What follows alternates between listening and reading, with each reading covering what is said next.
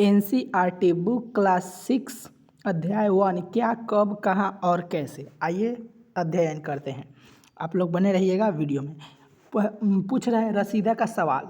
रसीदा क्या है? रसीदा एक लड़की का नाम है। यहाँ पे आप फोटो देख सकते हैं। और रसीदा का सवाल क्या है तो आइए पहले पूरा पढ़ लेते उसके बाद बताइए। रसीदा बैठी अखबार पढ़ रही थी। अचानक उसकी निगाह एक सुर्खी पर पड़ी। 100 साल पहले। वह सोचने लगी कि यह कोई कैसे जान सकता है कि इतने वर्ष पहले क्या हुआ। रसीदा का सवाल बिल्कुल भी सही है। रसीदा जो है कुर्सी पर बैठी थी और उसकी जो निगाह है अचानक से सुर्खी पर पड़ी और वह सोचने लगी वो भी 100 साल पूर्व, 100 साल पहले। और 100 साल पहले सोचने लगी कि इतनी पहले वर्ष क्या हुआ था।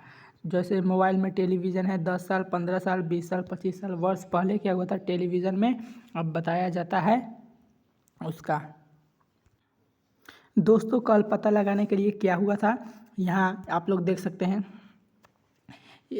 कल पता लगाने के लिए क्या हुआ था तो यह जानने के लिए कल क्या हुआ था।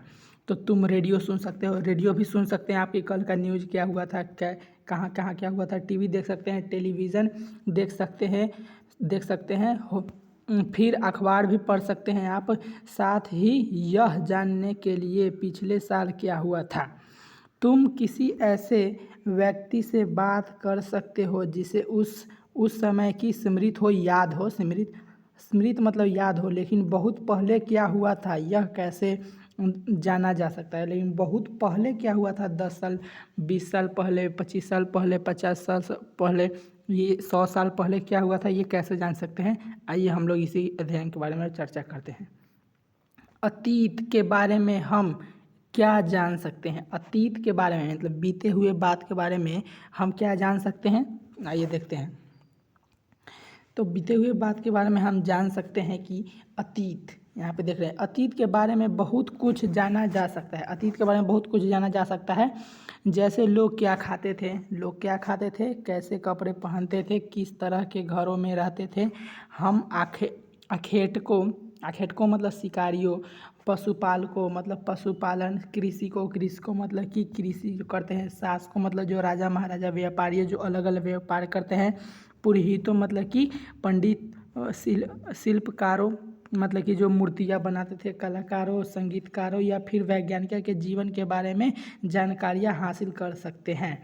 यही नहीं, हम यह भी पता कर सकते हैं कि उस समय बच्चे कौन से खेल खेलते थे। बहुत पुराने भी खेल खेलते थे, अजीब सा खेल खेलते थे। कौन सा कहानियाँ सुना करते थे, कौन से नाटक देखा करते थे या फिर कौन से गीत गाते थे, ये सब हम इसमें देखेंगे, है ना। ये हम सब अतीत के बारे में जान सकते हैं, क्या क्या खेला पसंद करते थे, पशुपालकों के, कृषकों को जान से, ये सब हम अतीत के बारे में जान सकते हैं। आइए आगे चलते हैं। लोग कहाँ रहते थे, हाँ ये है, लोग कहाँ रहते थे।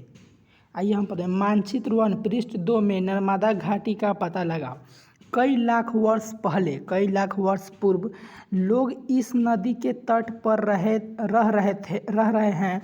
यहाँ रहने वाले आरंभिक लोगों में से कुछ कुशल संग्रह थे जो आसपास के जंगलों की विशाल संपदा से परिचित थे।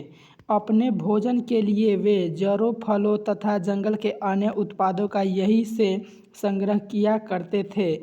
वे जानवरों के आखेट शिकार भी करते थे। देखिए कई लाख वर्ष पहले लोग इस नदी के तट पर रहे। इस नदी के तट, नर्मदा नदी के तट पर रहे कई लाख वर्ष पहले। ये कुशल संग्रह करने का मतलब भोजन जो संग्रह करता है।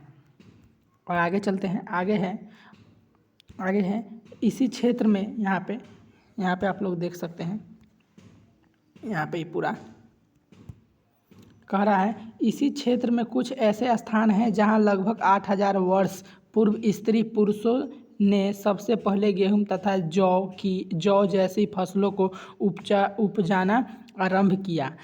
देखो इसी क्षेत्र में ऐसे स्थान है, ऐसा जगह है जहाँ लगभग 8000 वर्ष पहले स्त्री और पुरुष ने सबसे पहले स्त्री और पुरुष ने सबसे पहले गेहूं और जौ जैसी फसलों को उपजाना आरंभ किया, शुरू किया।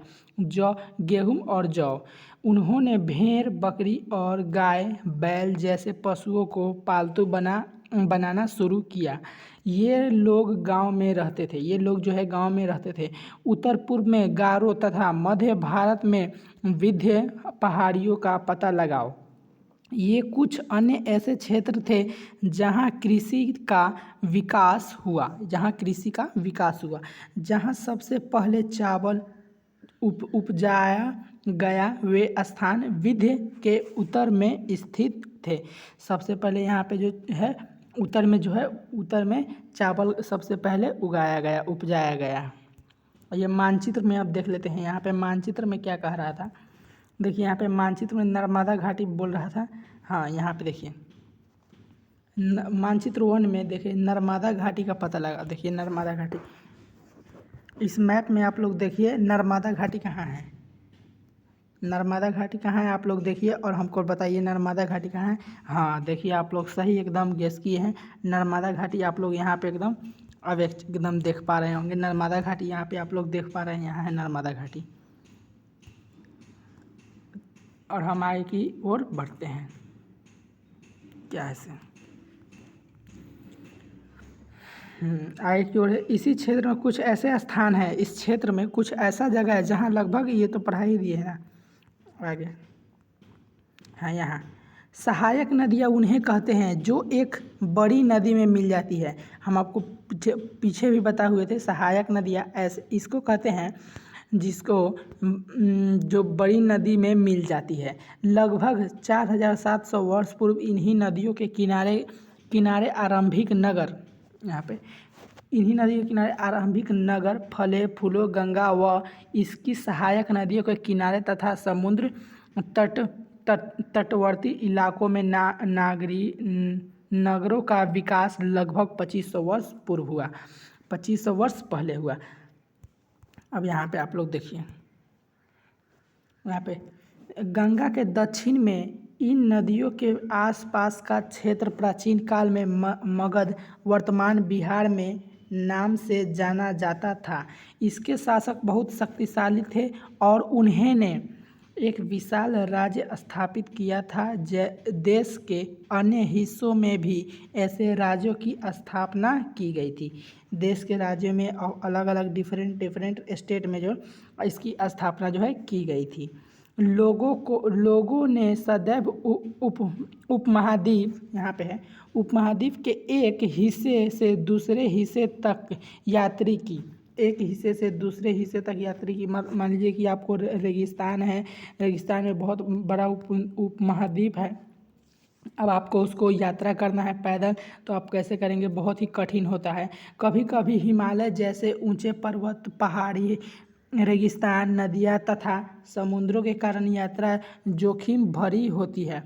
अब जो समुद्र है, जहाँ पे बहुत बड़ा पहाड़ है, पर्वत है, रेगिस्तान है, नदियों में समुद्र के कारण अब आपको यहाँ पे पैदल करना है यात्री, तो आप लोग कैसे करेंगे, बहुत ही कठिन होता है। फिर भी ये यात्रा उनके लिए असंभव नहीं थी। अतः कभी लोग काम की तलाश में तो कभी प्राकृतिक आपदाओं के कारण एक स्थान से दूसरे स्थान जाया करते थे। एक जगह से दूसरे जगह जाया करते थे। कभी कभी सेनाएं दूसरे क्षेत्रों पर विजय हासिल करने के लिए जाती थी। सेनाएं जो है दूसरे विजय हासिल करने के लिए जाती थी। इसके अतिरिक्त व्यापारी कभी काफिले में तो कभी जहाज़ों में अपने साथ मूल्यवान वस्तुएं लेकर एक स्थान से दूसरे स्थान जाते रहते थे। धार्मिक गुरु लोगों को शिक्षा और सलाह देते हुए एक गांव से दूसरे गांव तथा एक कस्बे से दूसरे कस्बे जाया करते थे। कुछ लोग नए और रोचक स्थान में यहाँ पे आगे खोजने की चाह में